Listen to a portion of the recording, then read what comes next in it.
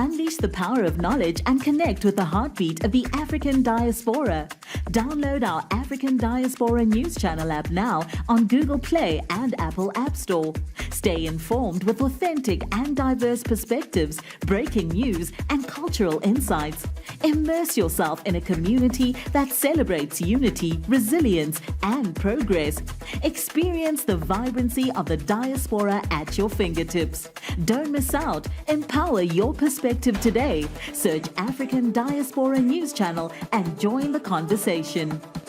Oh Lord, I don't know what's happening in Zimbabwe, but the sex workers within some communities are complaining about the shortage of condoms. What's even more bizarre are the alternatives that they're going with.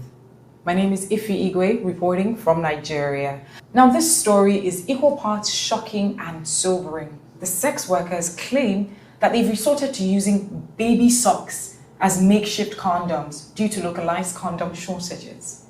Yes, you heard me right.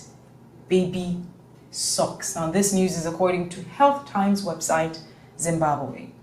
While the government denies any nationwide condom shortage, reports of supply issues in certain areas have actually sparked alarm, especially with looming concerns over international funding for condoms set to end between 2025 and 2026. Now, this situation raises critical questions about public health, because how crazy is it that they're using socks?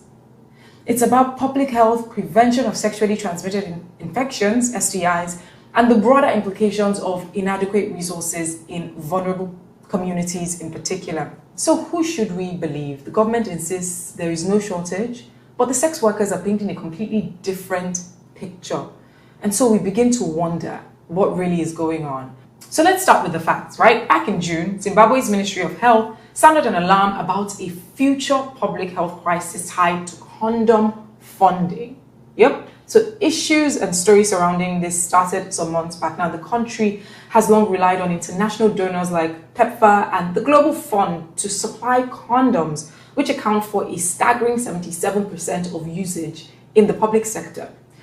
But with the donor fatigue and shifting global funding priorities, these lifelines are set to end in 2026, so 2025, 2026. So let's fast forward to now with this crazy story. We have reports of localized condom shortages in communities like Epworth, Mutare, Masvingo, Harare, and Seke. Now, the sex workers in these areas claim that they're forced to use baby socks as alternatives, folding and reusing them in an attempt to prevent pregnancies and STIs. But how possible is that? Is it that they are not properly educated about STIs? Government officials, however, are pushing back. They're pushing back this narrative. They insist that there is no national shortage of condoms, and they argue that any gaps are due to logistical issues, such as delayed restocking or even mismanagement at local health facilities. Now, the question is, who should we believe? On one hand, you have officials like Dr. Bernard Madzima, who is the CEO of the National AIDS Council in Zimbabwe, saying there's no shortage. We have enough stock for now. On the other hand, you have grassroots organizations and you have sex workers themselves coming out to say this is the issue. An example is Precious Musindo from the Springs of Life Zimbabwe sex work organization, describing the situation as catastrophic. Just think about it. Is this a case of poor distribution and mismanagement? Or is the government actually downplaying a real crisis to avoid public panic? Because this is really worrisome and attention needs to be given to this. Either way, the implications are dire, right? The implications of condom shortage are endless. Let's actually talk about what happens if indeed condoms aren't available, especially when sex workers are forced to turn to alternatives like baby socks. One of the things that you could possibly think about is the increased spread of HIV and STIs. We know that Zimbabwe has made significant progress in reducing HIV infections over the years, thanks in large part to accessible condom programs, such as the ones that I've mentioned. Now, a shortage could actually reverse these gains, and this could lead to a surge in new infections. Another thing we need to think about is unplanned pregnancies. You know, for sex workers and their clients, the absence of proper contraception increases the risk of unwanted pregnancies, which would clearly lead to unsafe abortions in such vulnerable settings. Another thing to think about is compromised safety. Baby socks or even other makeshift methods, they do not provide a proper barrier against fluids, making them ineffective at preventing STIs or pregnancy. And the practice of washing and reusing them, it increases exposure to bacteria and infections.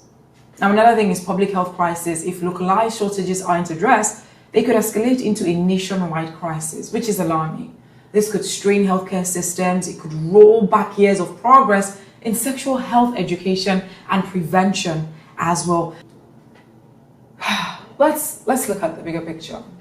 This isn't just about condoms. It's about public health infrastructure. It's about funding priorities and the responsibility of governments to actually protect their citizens. And right now, Zimbabwe's heavy reliance on donor funding is a ticking time bomb. If international support dries up after 2026 or even between 2025 to 2026, who will step in? Experts have been calling for public-private partnerships and even domestic funding solutions, but will this actually happen? What happens to the communities already facing gaps in supply today? I'm not here to defend sex work or to support or to go against it. So I'm throwing the question to you. Who do you think is actually telling the truth? Is it the government? Is it the sex workers? And if condoms are really in short supply, what do you think is the best way to actually address this issue? And finally, how do we ensure that public health programs actually remain sustainable, even when these donor fundings actually run out?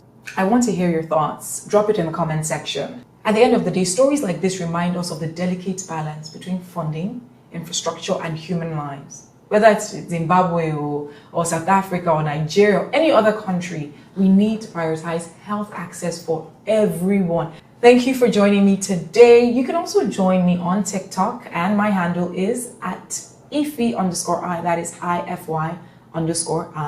I'm Ify Igwe reporting from Nigeria. Subscribe to our channel for more news stories. Let's continue this conversation in the comment section, and as always, stay informed.